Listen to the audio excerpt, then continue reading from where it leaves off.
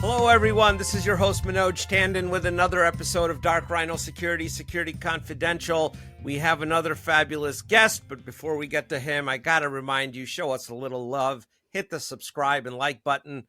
It does wonders for the algorithm, and that helps us all out to keep bringing this content to you.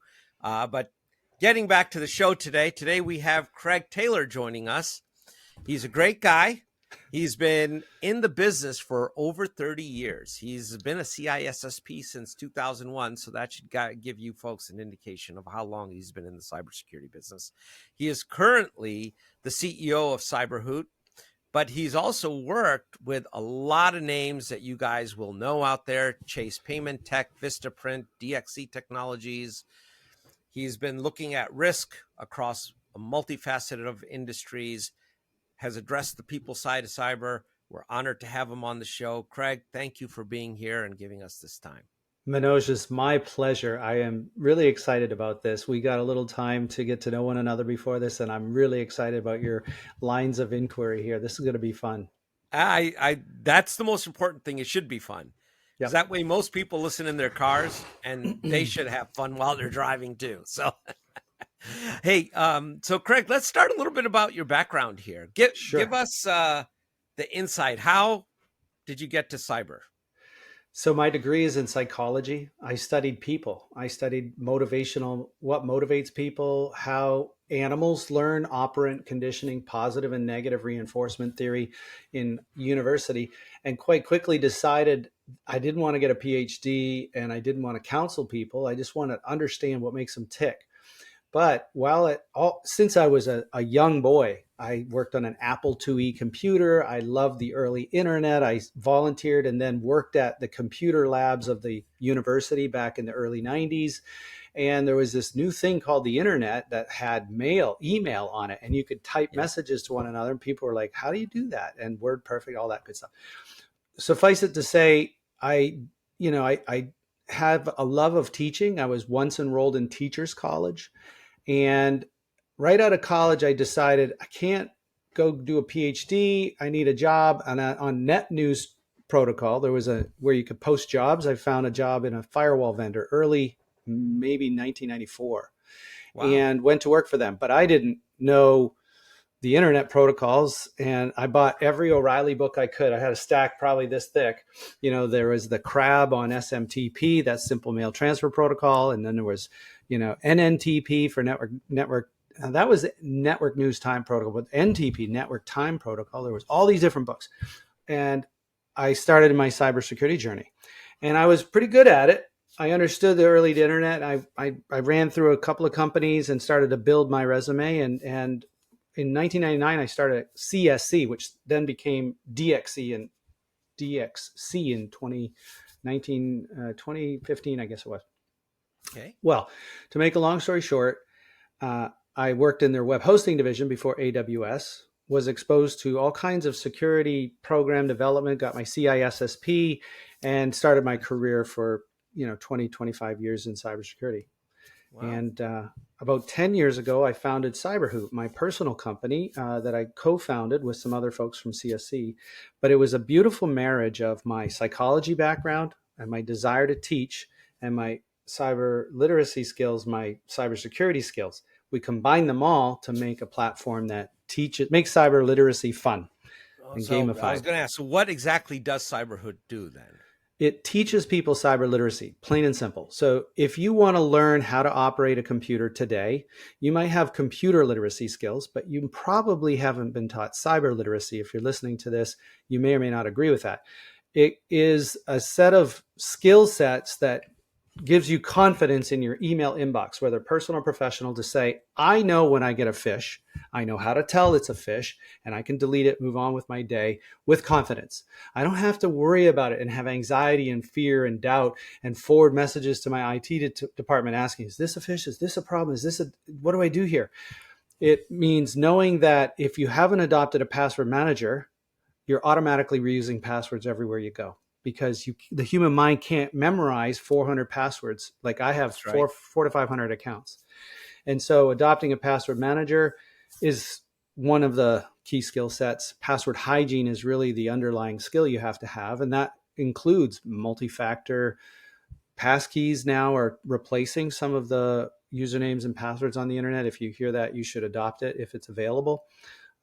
Those kinds of skills. We teach all of that, and we do it in a way, quite frankly, that is automated, gets a metric for every employee to take a phishing test. It is hyper realistic. So we use typo squatted domain names that are more realistic than what you can get in most of the tools on the internet, because they have to send their emails over the internet over SMTP or email, and they cannot impersonate the vendors that they're sending a fake email message to see if you'll click.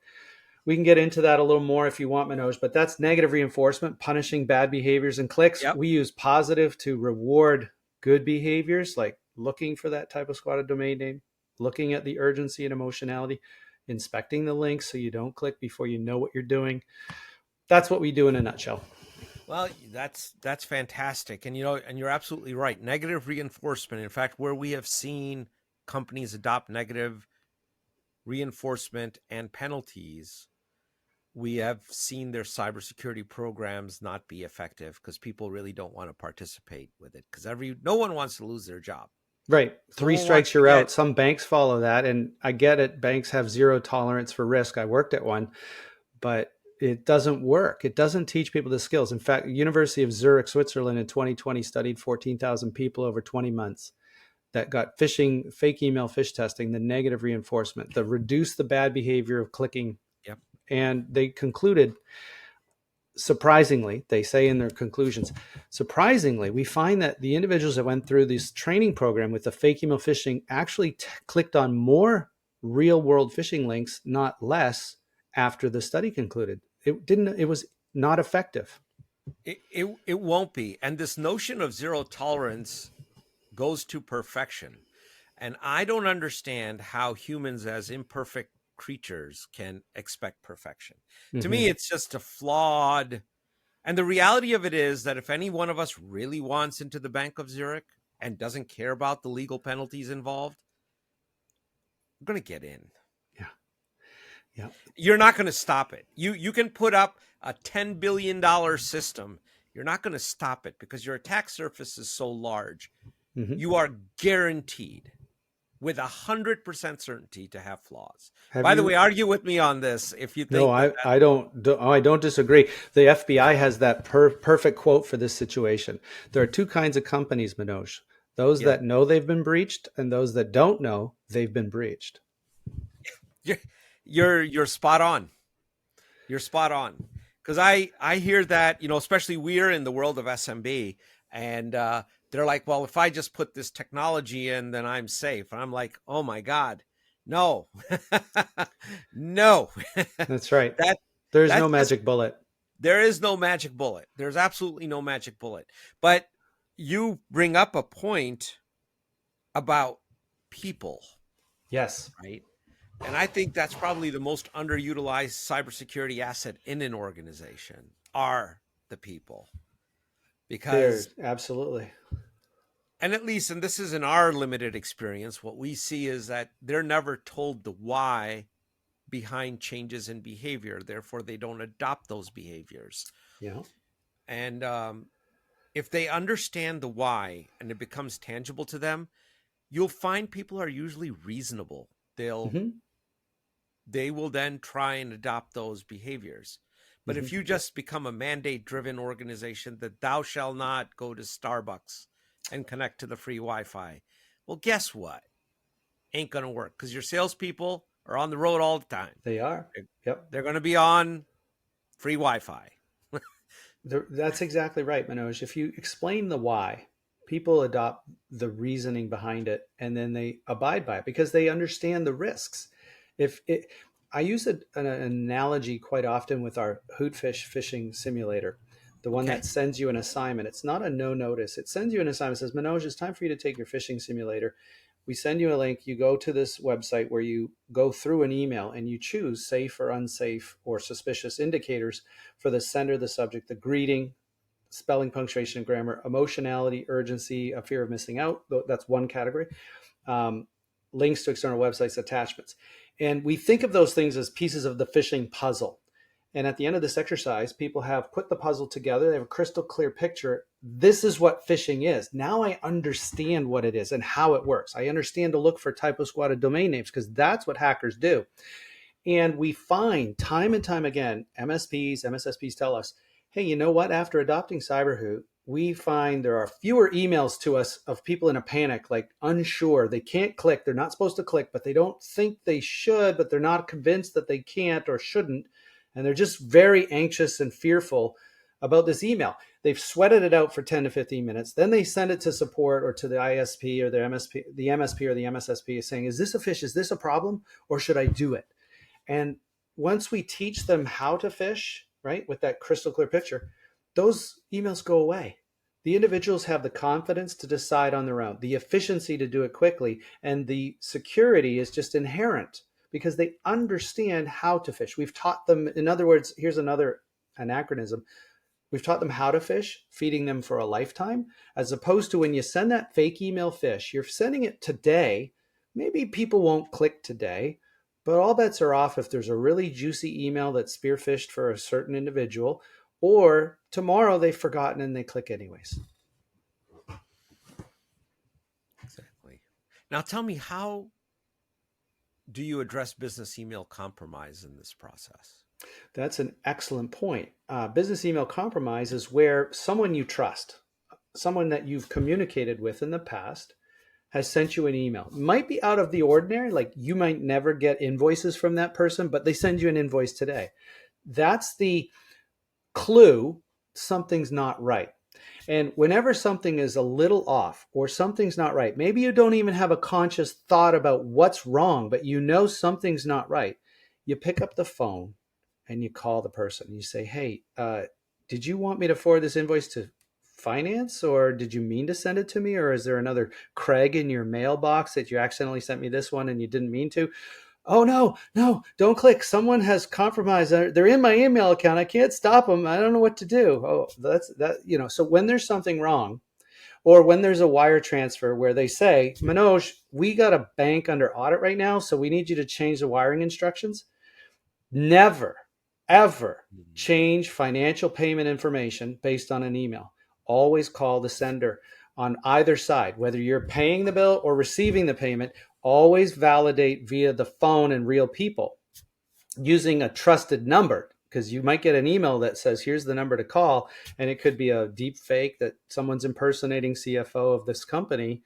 And you've talked to them, so you know their voice, but it's a deep fake. You have to call the legitimate number and do it that way. So, Craig, what you're describing is so 1980s. Nobody in 2025 wants to pick up the phone and call anyone. How do you convince a whole new generation that they need to go back to the way their parents did stuff?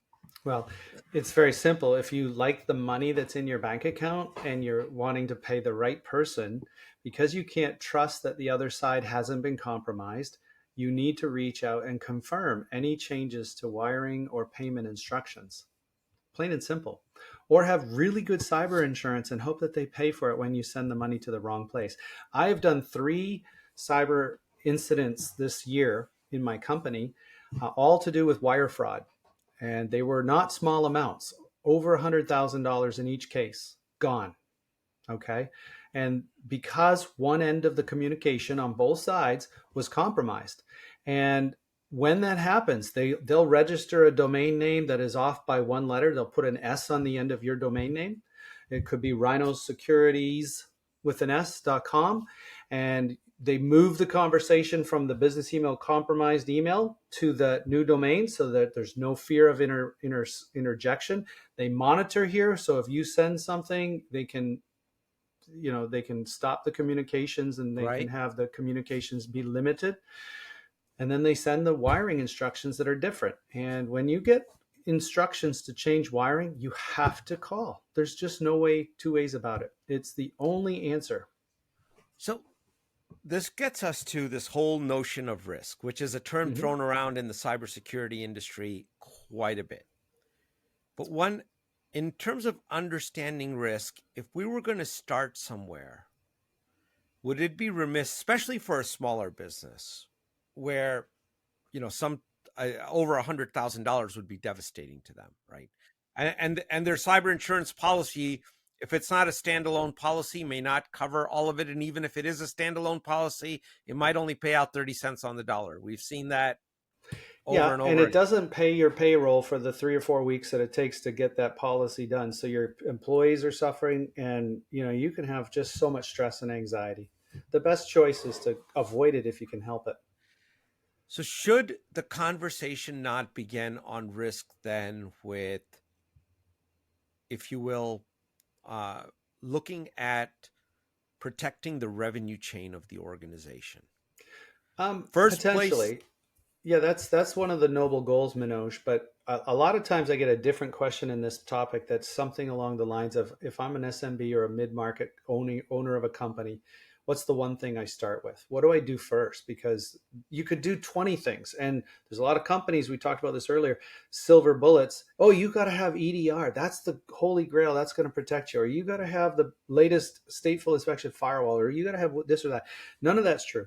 You have two things are absolutely written in stone. You have a finite budget and you have a limited amount of time to address risk to your business.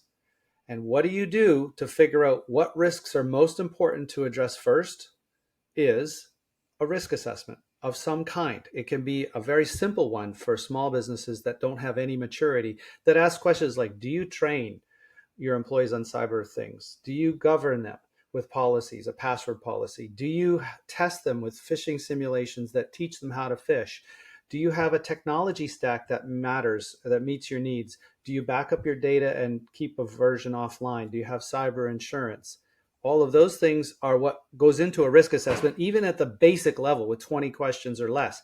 If you're a more mature company, you do 110 under NIST 800 171 or the CSF framework, or if you're in defense, you got to do CMMC today. That's a whole nother topic. But that allows you to create a risk registry of here's 25, 35, 45 risks. And then you rank order them. Probability of occurrence, impact if it happened. And this is one that's not in NIST, but I always add it in our risk assessments at CyberHoot, is the materiality to our business. I've had 20 customers ask me if we do this, and it's not on the NIST framework, it's not on CSF, it's third-party risk management, it's way down the probabilities and priorities list, but everyone wants to know if we do it, so that materiality bubbles it up to the top 10. That's where you start focusing your time and energy, and you work your way down with a virtual And that CISO is or the something. point behind the revenue chain thing, is the Yes. materiality is what we're really getting to, right? Because a lot of these things may not even be material. You know, as an example, you might have 110 employees, maybe 80 of them are warehouse workers. Right. They never touch an email address or a computer. Yeah, or if they do, it's very limited, and maybe you don't have all the security in the world on those warehouse operations, but you really don't need it either. So you're like, segment it off, let it go, and we address that risk by accepting what is there. But if they go down, we just have to re-image the machines. It's like a 10-minute inconvenience, Yeah. right? Versus if they get into our core logistics planning systems, we're down, right? So materiality is very, very important. I think a lot of people really fail to address it. I've seen where people are, someone's advised them, get your MSP or MSSP or your virtual CISO or CISO, as the case may be, to tell you, map out how many of the elements of the MITRE ATT&CK framework you're going to cover. Okay, I'm not kidding you, Craig. I mean, you're laughing, but I'm not kidding you. I'm trying to understand what you just said with the MITRE ATT&CK frame elements, and I'm like, oh my gosh, I'd have to go to my O'Reilly book on that to just remember what all those things are. But yes, right. I mean, you'd have to. I mean, it's an exercise. Yes, and it's not necessary, because a lot of those elements, depending on the industry you're in, may not even be material to you. Most of the ransomware operators in your sector are not using those mechanisms.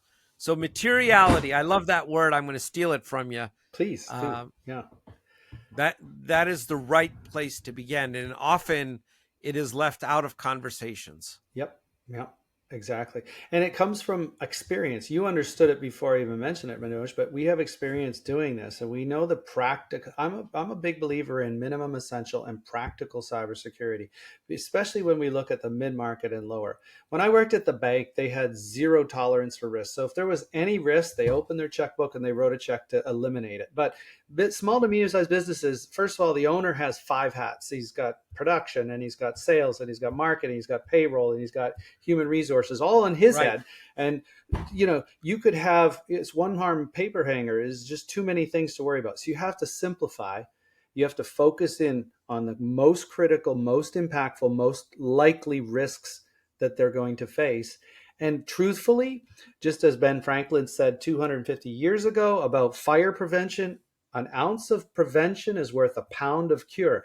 Doing simple, easy things before an incident will help you survive potential attacks, maybe not even have an incident, or recover from that incident better through your backups and through your incident management process and through your cyber insurance and those sorts of things. Exactly. That's very, very good advice. And I hope those folks listening actually take you up on it and really look at it from a practical way. It's not about a magical bullet with a technology or a magical element in a process. You really have to look at and assess risk holistically and materially to what's important to your business that keeps it alive and differentiated. Right, right, Manoj. But my business owner head and voice in my head says, "But Manoj, isn't that too expensive? I can't find a CISO to hire full time in my company." Truthfully, the a good CISO with 20 years experience is 300K a year, a Yeah. really good one, and this is not a non-starter for most businesses. But did you know fractional virtual CISOs? It's like a doctor or a lawyer. You don't have a doctor or a lawyer on staff at your small and medium-sized business. You don't have a CISO on staff. You only buy little pieces of them to do the risk assessment, to do the risk registry, to do the remediation plan.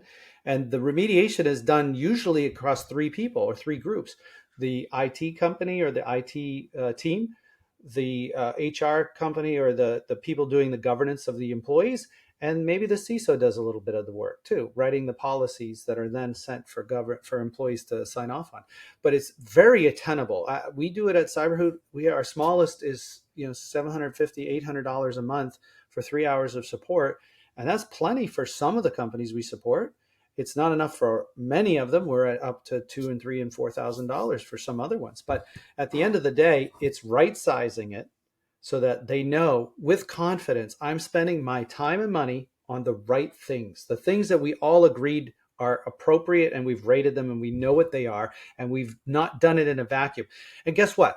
Other people have told me, Manoj, but what happens if you have a security incident and it hit one of the lower ranking risks? That has happened. Yeah, And what do you sure. what do you say? Well, the best we knew at the time was that this was lower probability, lower impact. It was all the reasons we all decided together that this did not belong at the top of the list. Maybe we made a mistake. It's possible. No one's humans are humans. Well, the industry changes. I mean, Mhm. the bad guys, bad actors evolve their techniques often faster. Actually, they do go faster than the defenders. Yes, yes. There's two absolutes. Attackers are exceeding our defending abilities most of the time. That's why the news media is full of these events. And the second is that the development of new technologies exceeds our ability to manage it properly. Right? Look at DeepSeek about a month and a half ago. They were putting it out on the internet, and oh, we forgot to close the database, and so now there's a million lines of DeepSeek queries that are open to the world. Huh? Sorry, we didn't mean to share all that data. It was an accident. But these things happen. Um, yeah. So all you can do is prepare for it, get that virtual CISO in place, do a mini risk assessment. And in almost every single risk assessment I've ever done, we pair the beginning of the risk assessment, we start training and governing and testing the end users at that company because it's never been done. And that is the biggest single thing you can do to help your human element. And then the technology side, we push a password manager on them because if they're not doing that, I can show you on the dark web your employees' favorite passwords, redacted, Oh, they're all out there. I non-redacted. They're mean, all out there. and you can see them. And if you're an American citizen, your social security number is out there. Yes, the NPD breach got 12 copies of mine. Every address I've ever lived was listed in there, and my ex-wife's addresses too. There you go. So it's all there. And Mm-hmm. which actually, we had another expert on the show. I forget. He's a great guy. He presented at Black Hat. But one of his suggestions was this frequency of change of passwords is really not a very effective Oh, approach. Do NIST you even have a changed comment? their tune, 100%. So in Why is that? What's your reason well, behind it? 2003, let me go give you the history. 2003, NIST said 9-character complex passwords change every 90 days. There wasn't really a lot of password managers, so I didn't mention that. And it was bad advice because my psychology background can help you understand why. People cheat. If you tell me to change my password every 90 days and I've got 20 passwords that aren't in a password manager, I can't cope. So what do? It's February. So I'm going to put FEB on the end of my old password. It's March. I'm going to put MAR or whatever. It could be 2002 and 2004. We see it when we look at the redacted passwords, partially redacted passwords. You see people's mnemonics. It's a prefix or a suffix, or the domain I'm going to. It's .yahoo or .google or .this. It doesn't work. So people cheat. And then those things become predictable based on the breaches that occur. You can see that this person's mnemonic that they use is X, Y, or Z, and I can try it on their VPN or on their email account. So it never, ever works. NIST finally got wise to that in 2017 and said, okay, make the passwords longer, 14 characters. Then they changed that in 2025 in the fall to 15 characters. That's now the minimum length of password. They said no complexity, because you can remember a passphrase for your master password on your password manager, and then it can generate gook for all your other passwords. I don't know any of my passwords. So when I make a mistake, if I was to make a mistake and click on a link from a friend who wrote me a LinkedIn recommendation and I clicked on it and I sat there on the LinkedIn login screen and my password manager is going, I don't know where I am. I have no idea where you are. I don't want to put a password in this website. I've never seen it before. But I'm like, it's LinkedIn. You got to log in. What's wrong? And then you look at the URL and I'm on a server somewhere else in the world. I'm like, duh, the password manager saved me. Okay, cool. I like that. That's the latest and greatest is 15 characters, non-complexity. Don't expire them unless there's an issue, because when you expire them, that encourages people to cheat and add their personal preferenced prefix or suffix to their passwords. It's all about psychology, believe it or not, going back to my degree. I believe it completely. It's just refreshing to hear it from somebody else. We Because see eye to eye, don't we? yeah, there is a huge element of. I know even in our company we change these passwords, and it irritates me to hell and back. Mm-hmm. And I am certain that the people are doing exactly what you're saying. Mm-hmm. Only now we've increased the length, but that gets back to the change in length. Is that directly proportional to the change in compute power that's been made available to decrypt some of these simpler? Yes, yes. And I mean, if you want a harbinger of doom, so quantum computing will be able to break 15 character passwords in a heartbeat, because it tries every possible computation all at once. That said, they're looking at post quantum computing encryption now. There's been a contest in the US government for many years, and they're settling in on 2 or 3 replacements for AES encryption, which at this point is as secure as you can get, 256-bit encryption. That said, 15 characters is sufficient today until, but it's sufficient from a password only perspective. You need to combine it with a multi-factor, not SMS. The FBI said most of our wireless networks are completely compromised by all kinds of foreign nationals. So use Absolutely. Signal, which was in the news today, right? Which was in the news yesterday and the day Signal, before, right? use Signal, use WhatsApp, use these properly encrypted ones. It's those are really good security. But I will tell you this: there's companies out there that cryptographically sign their code.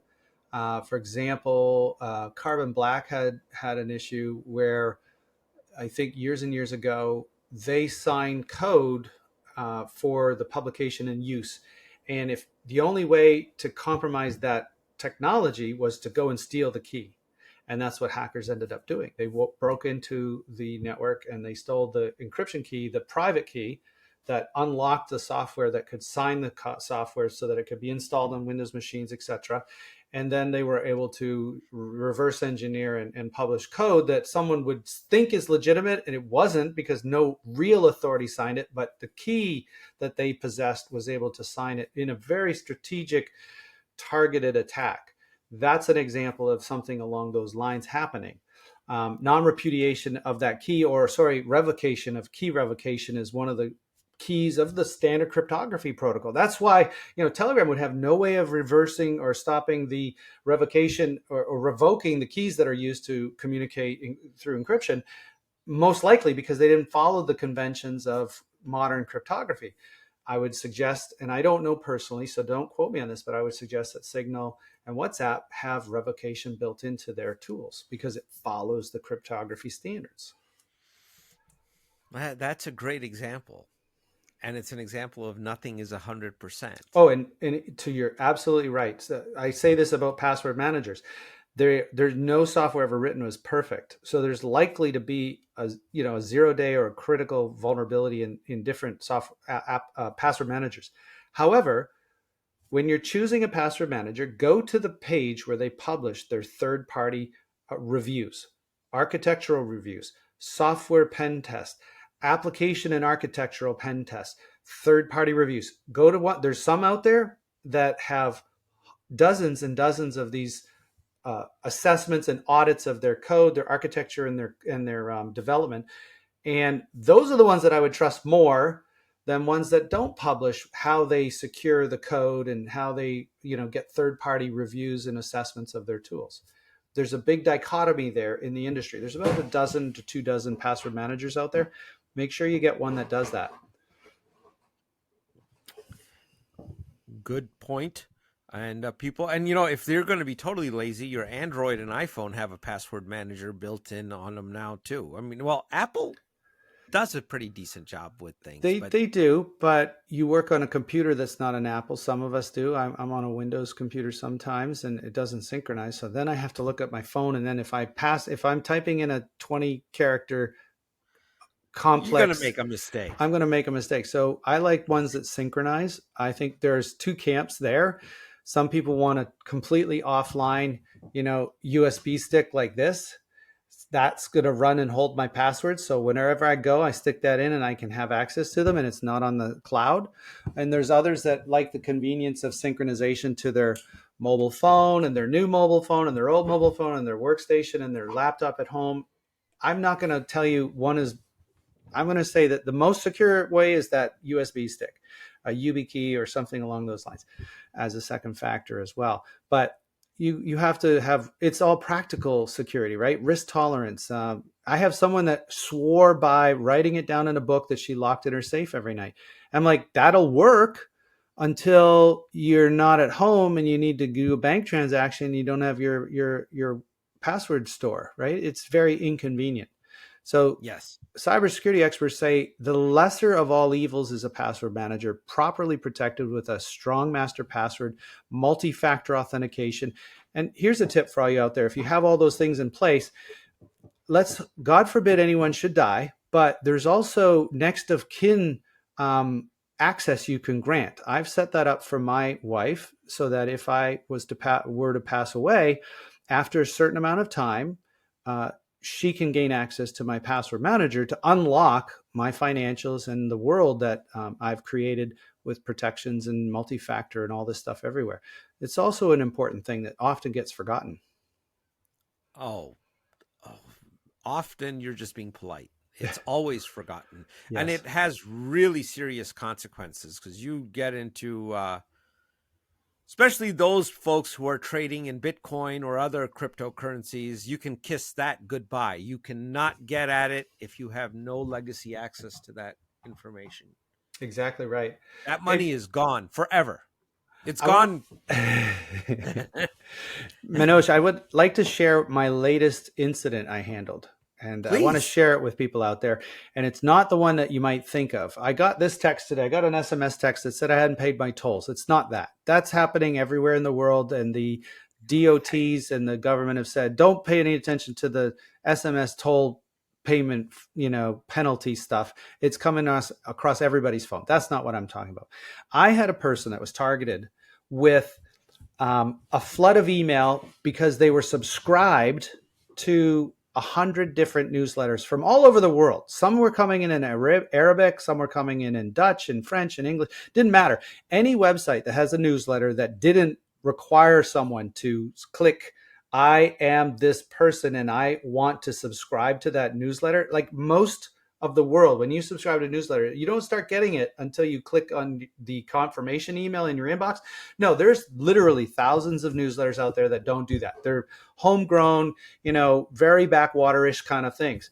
But this person was targeted. Okay. So they started getting hundreds and hundreds of messages a day. And what do you do when you want to clean up your mail? You start unsubscribing, right? No, you don't. For everyone out there listening, mark it spam. If you did not ask for the newsletter and they didn't confirm your email before you start getting it, it does not deserve a good domain ranking. So mark it spam. You'll never get another message from that domain, and the domain will get a negative repercussion on their deliverability scores, which ultimately puts them to spam for everyone. So that's what you do. But this person unsubscribed and multiple times. And then guess what? One of those unsubscribed links was booby trapped or had a malicious website man-in-the-middle attack that reached into his computer. And because he was logged into his email account, reading and unsubscribing to his emails, and he happened to be at that moment logged into his bank account, he got a phone call from his bank a few minutes later. Hey, why are you trying to transfer money and you don't have the second factor? You've tried it 10 times. We think someone's in your account. We're going to shut your account access down until we fix this. And then somebody else said, hey, a phone call came in. You're sending email out of your account that looks very fishy. Like there's attachments for invoices that you never do. And I know you won't do that. So someone's in your email account. It was an evil proxy that stole his active session token and provided it immediately to the hacker who had targeted him with those subscriptions. So the moment he clicked on the unsubscribe, it went through an evil proxy website, which reached into his computer, said, ooh, what active tokens do you have? Oh, here's one for your email. Here's one for your bank. Here you go, hacker. Log into those accounts because they're current and they're active and they work. All you need is the token. So the hacker got in, scraped his email, logged into his bank, started causing havoc.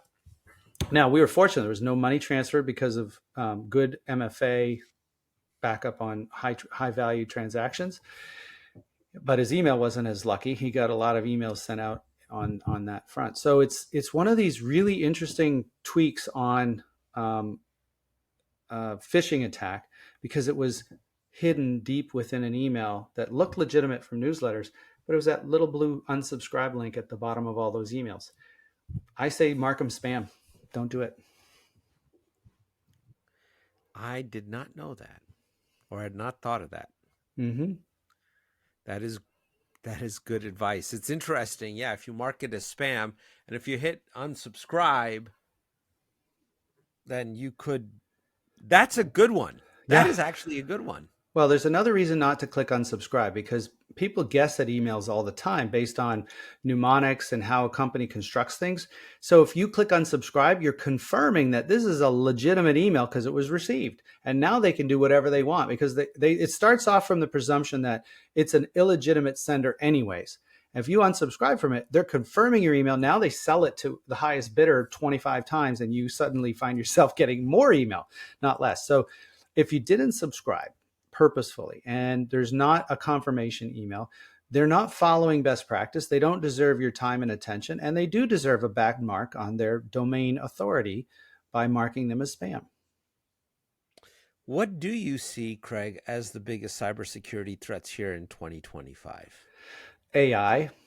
AI is creating a whole host of privacy issues.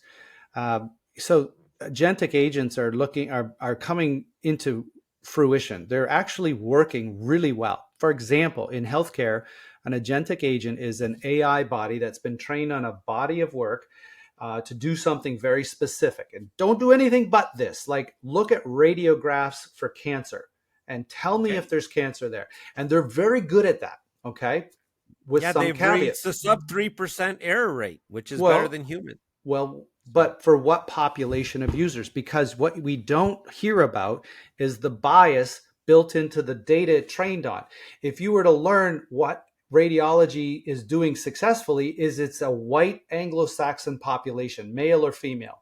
If you have cancer in a non-white Anglo-Saxon population, it's not detected as well. There are more false positives, and nobody talks about that because there's biases built into the data that it consumes to create its discovery model. So you have to worry about the same thing happened with Clearview AI. It was facial recognition that is used by police officers all over the world and governments and everything. It was trained on white data. And so when you put a black suspect in front of it, it would go, this could be one of 12 people. I'm not really sure. Put a white person, it's like, I know that is this person. There are biases built into AI. Now, was that done? Do you think, Craig, that was done intentionally, or that was just an error with the data sets that they had? That's all they had access to. Well, it's an error with data sets, no doubt. I'm not saying anything was designed to be malicious on purpose, but there are biases based on the source data you train AI with. So that's one thing. Privacy issues is another. How about when you are using it for, let's say, a white Anglo-Saxon male in his 50s, and you're trying to detect if there's prostate cancer, and you throw a radiograph up there? That's John Doe's personal data. Your medical imagery is your own personal data.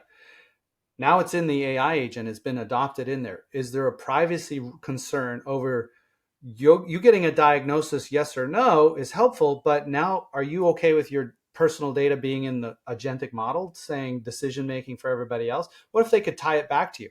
What if you're applying for health insurance next week and you get this radiograph back and they share it with the health insurance underwriter?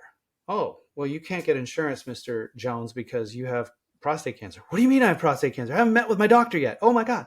Yeah. So there's those things. We had an episode over October. We used to do these the cyber horror stories in the spirit of the season. And one of them was, I don't remember the exact story, but long story short was this woman found out she was pregnant from the ads she was receiving.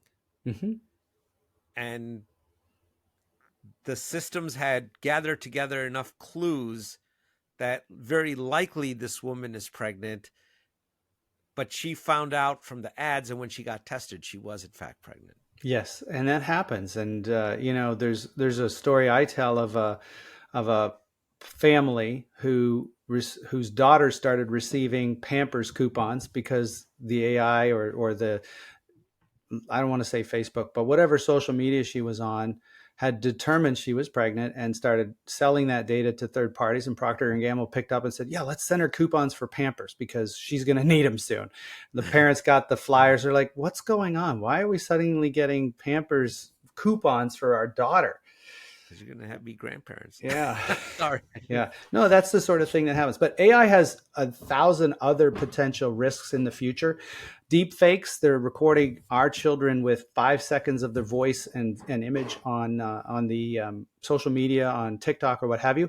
And then they're calling grandpa or grandma, and it sounds exactly like the child, the grandson. And the grandson will say, I'm in jail. I need to get bailed out. Or I've been abducted and they're going to cut my finger off if you don't bring $10,000. It's happened to my family, to be truthful. Oh, my Lord. And so what you have to do in these cases is have a safe word for your family. Make sure it's nothing that is in the common vernacular. You can make something up if you want, but have a safe word that only your family knows. And if you're on a phone call that sounds like your grandson and they say, okay, grandson, I believe you. What's our safe word, our family safe word? And they won't know it because it's never been recorded anywhere, right? It's just told to you. And then you know you're being hacked or you're being socially engineered. There was that poor fellow in Hong Kong who let go of $25 million or so because of a Zoom call. And they were all deep fakes on that Zoom call. Yeah, I do know there's been a few of those cases, but those are the harbingers of what's to come. AI is getting more powerful and more real-time and less distinguishable from reality. Right? It used to be when you had a computer generated voice, you could always tell. Now it's indistinguishable on a voice perspective. If you watched American Idol, emotional inflections that it's not good at, though. Yes. They haven't figured. there's a suspicion. That means you should pick up the phone call your friend who's saying that you need to send money in a different place, and you could call them like we talked about earlier. You're absolutely right. Yeah. Well, again, you got to, people don't want to pick up the phone and talk to anybody, especially my kids' generation. Let's They're say like, you, they want to, text, or they want, that's even yesteryear anymore, right? I yeah. mean, they want quick communication and they want to be done with it. Picking up the phone, Hmm. oh my God, Hmm. that's, Well, the phone's not being picked up; it's already in their hand, right? They're already on social media. Just yeah, but pause and dial a couple of numbers. It's easy. oh boy. If, are you looking at, when you look at your company, CyberHoot, are you going to be expanding into doing training on business processes and securing them as well with the underlying if tech assets, if you will? So if you're an e-commerce platform, uh, here are the basics. These are the things you should do. If you're using Microsoft 365, these are basic configuration changes you should make so that someone can't compromise your system and forward your emails and then delete it, so you never even knew that it got compromised to begin with. Is there, I haven't seen too many platforms do that, but I'm curious if that, some things like that are on the Well, radar we potentially. partner with companies that bring some of our tools to their platforms that already do some of those things. Um, and so hardening O365, we partner with a company that can set the current latest and greatest. The problem with us trying to do it, Manoj, is that Microsoft changes it all the time. And so we would be out of date very quickly. It's not our bread and butter. What our bread and butter is social engineering and cybersecurity threat avoidance by teaching humans how to spot and avoid certain attack vectors like weak password hygiene or social engineering, whether it's vishing, smishing, quishing, QR code phishing, or traditional phishing via email. Those are the things that we teach and we focus and double down on because those are the most common attacks. So just to be brief about this point, Verizon Data Breach Report is an amalgamation of all the breach data that is produced once a year for the last 25 years. They did an analysis in 2003 and 2023. They compared the kinds of ways companies are breached, and they're the same. Phishing is number one, social engineering through phishing emails, and password hygiene is number two. And some of the number threes and fours changed over the years, but they're largely, the same. And the prevention measures are the same: awareness training of your human beings and phishing simulations to teach them, but not so much the negative reinforcement, the tamping down of clicking, but the positive reinforcement, the why you have to look at these things in an email so you understand it and you can therefore do it every day. Those are the same. So while AI is coming about, it's only going to impact the same attack methods as before with better phishing that's more believable. You're still going to have to really understand typo squatting because they're going to be able to do that even better. And the same preventive measures will matter. This are going to remain in essence the same. Craig, on that note, we're pretty much at the hour here. I think we've gone a little over, but we do want to give you a minute to go ahead and plug anything that you'd like whatever you'd like to inform our audience about, Sure. please. So we at CyberHoot are trying to educate 1 billion people with a B, and we give away CyberHoot's foundational 6 videos and a positive reinforcement Hoot Phish for free to anyone that wants to register at cyberhoot.com/individuals. And we give that away on purpose because A, there's a lot of individuals out there that would never get trained otherwise. But B, if you go through this and you say, oh my gosh, I learned something. And in particular, I'm a little more confident in my email now, spotting and avoiding phishing, maybe you'll bring us into your company. So that would be a great thank you back for us giving it away. That's where I would start.